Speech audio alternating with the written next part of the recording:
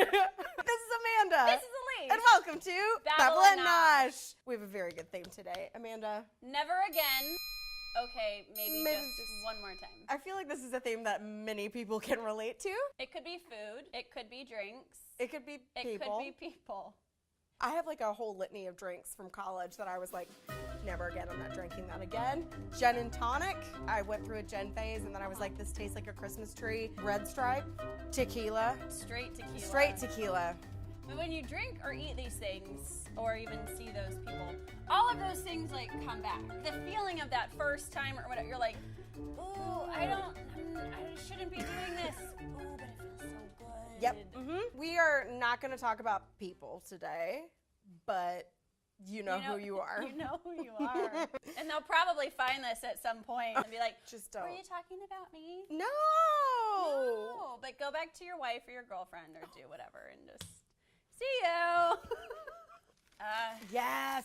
McDonald's. Please tell me this is cold food. McDonald's. Yeah, the fries are a little bit cold. Yes. I think everybody has this relationship with McDonald's, yes. right? Yeah. When I was living in LA, I would drive home to Northern California, and it's like a 6-hour drive. I used to have this thing that I liked to surprise my dad and my brother. I wouldn't tell him I was coming, or one of the other would know.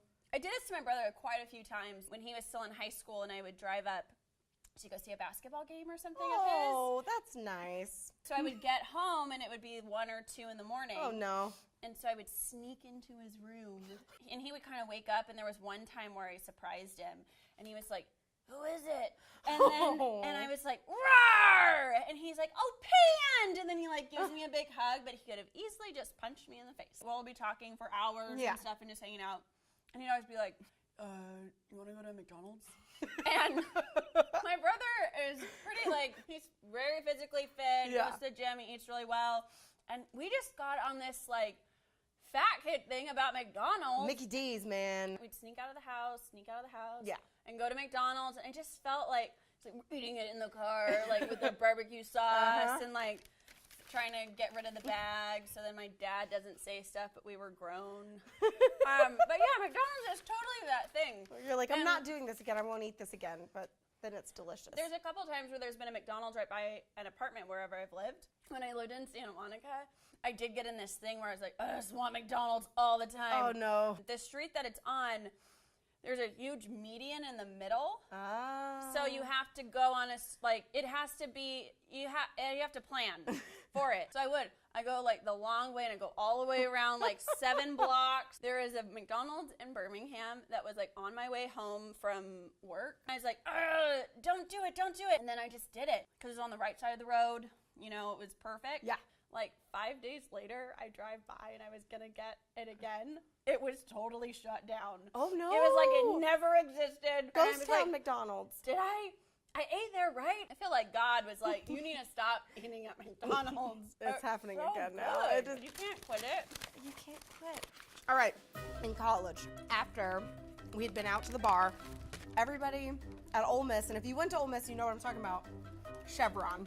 Chevron's the place to go. The gas station? The gas station. The Chevron in Oxford is the one-stop shop. You got to fuel up, you can get gum, you can get beer, and you can get some really delicious and also maybe a little gross fast food. They've got potato logs, which are basically a fourth of a potato.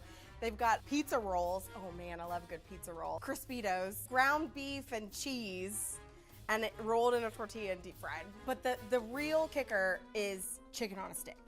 You can't really get this anywhere here in Birmingham. So I'm just gonna, the approximation, you've got a wooden skewer and some chicken on it. Is the chicken special? No, the chicken is just some fried chicken.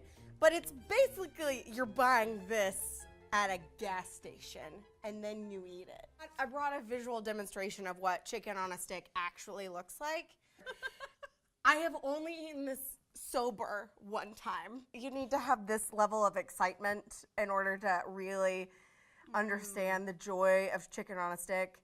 And every time I finish eating one, I'm like, that's it. I'm never going to eat that again. And then inevitably, anytime I'm in Oxford, you got to stop at the Chevron.